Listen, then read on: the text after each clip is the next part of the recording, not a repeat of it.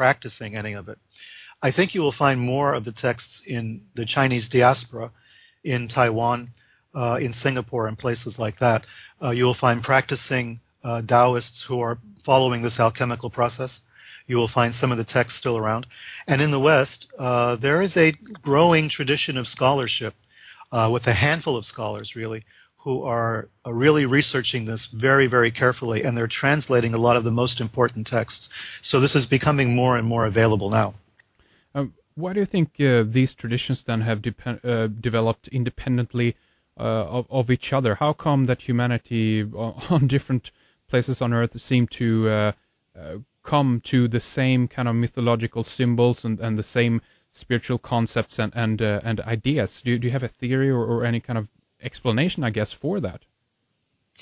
Well, one thing is true. If you live in the northern hemisphere, if you live above the equator, everyone shares something in common, and that is the North Star and the Big Dipper. You can see it from anywhere on Earth above the equator. So since most of the civilizations that we're talking about developed in the northern hemisphere, whether it's China, India, European cultures, you're going to automatically be aware of this North Star and the constellation. This is particularly so if you are traveling, if you're at sea. You need the North Star for navigation purposes. Everyone used it for that reason. Even if you're in the desert, in the Middle East, you would need to have the stars as your guide for navigation. So I think gradually the need of these stars for navigation, for finding your place, for orienting you on the Earth, then also became connected to ideas of spiritual direction and spiritual orientation. I think it was natural. I think that this was something that grew naturally in all of these various civilizations. I think that it's a stunning thing if you think about it, because we today, we rarely look up.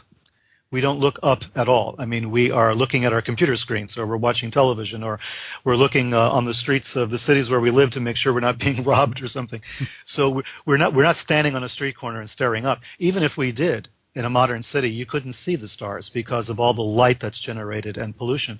It's difficult to see the sky. You have to be removed from major metropolitan areas to even think about the stars. So it's hard for us to put ourselves in that mental mindset that the ancient people had of a couple of thousand years ago. But for them, the stars were part of their daily life. And I think this is why this kind of mysticism was created in different cultures.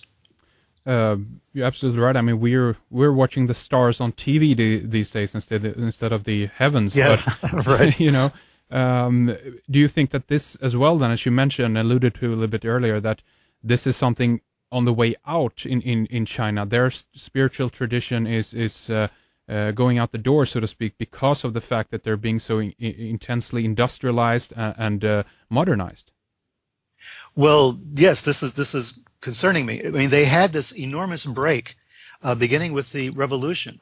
You know, beginning in 1949, suddenly religion was, as Marx said, it became the opiate of the people. So religion was suppressed. Although the Constitution of China famously allows freedom of religion, that's only on paper. In actual practice, it was quite different. You could not be a party member, a member of the Communist Party, if you were also going to a church or a temple. I mean, you automatically would lose your status. And to be a party member in China was extremely important, and it still is in many cases. So religion was suppressed for maybe 50 years.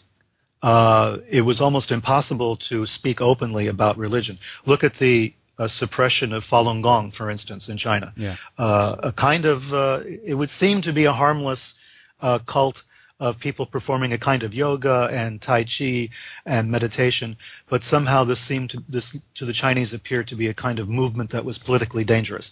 So you have this idea that religion is something that should be controlled by the state. The Dalai Lama being another famous example.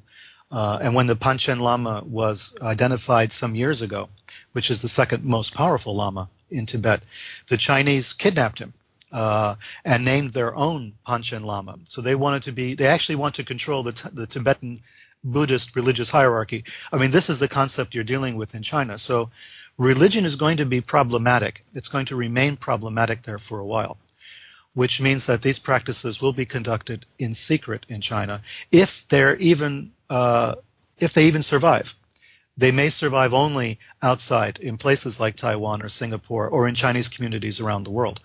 In China itself, we're facing some difficulties there where this is concerned. And they have a political agenda in China. They have an economic agenda. They don't have a religious agenda except, to control religion when it rears its ugly head, Yes, and of course, as you mentioned, the suppression of different types of religion. And again, what about the Tibet question? I mean, this is something that's been going on now for years. And do you have an explanation, I guess, for that? Why is China so interested in Tibet and taking over that region and suppressing the teachings and what comes out of there, so to speak?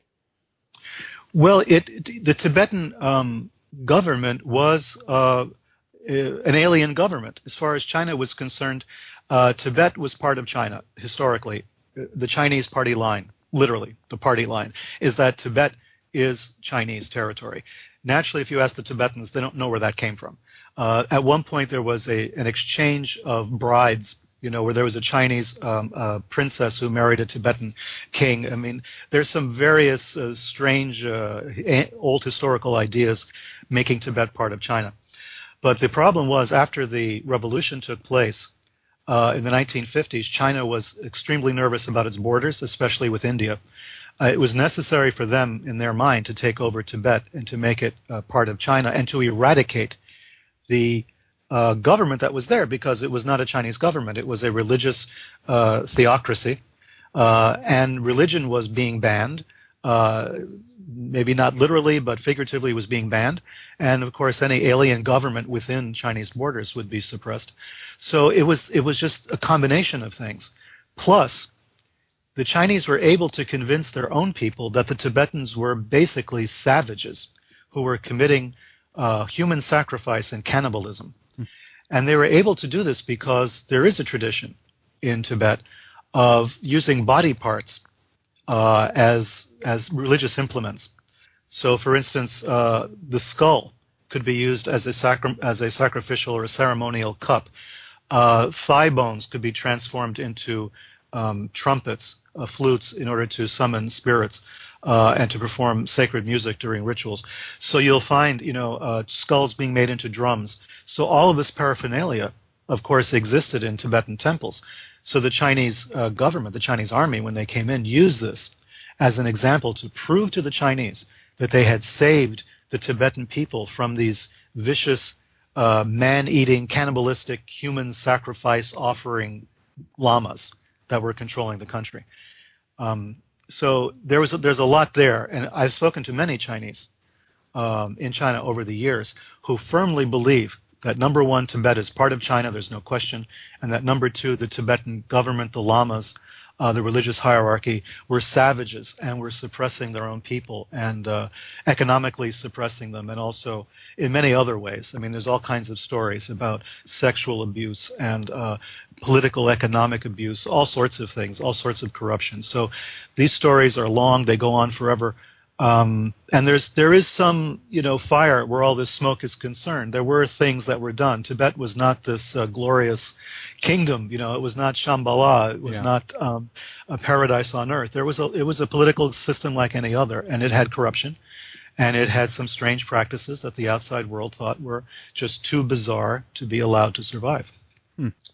What about considering your background in studying the Nazis and all that, the Nazi expeditions that were being made in the, was it early 30s or maybe mid 30s to Tibet, could it be in some kind of weird way the arm of the occult forces here be reaching to Tibet through or via China in any way? Could it be that they want to in some way try to get access to the knowledge there, and the best way of doing this is, of course, by suppressing the people, suppressing their religious ideas and teaching, and hence kind of get the information out of that country, if you will? Well, one of the things that, since you bring this up, it's very interesting. One of the things that always has concerned me is that during the Cultural Revolution, many of the temples in Tibet, some very ancient ones, were, of course, destroyed or painted over. Their icons were painted over. But what really concerned me, perhaps even more, is what happened to all the libraries, what happened to all the books. Were they burned, or were they captured and taken back to Beijing or some other place?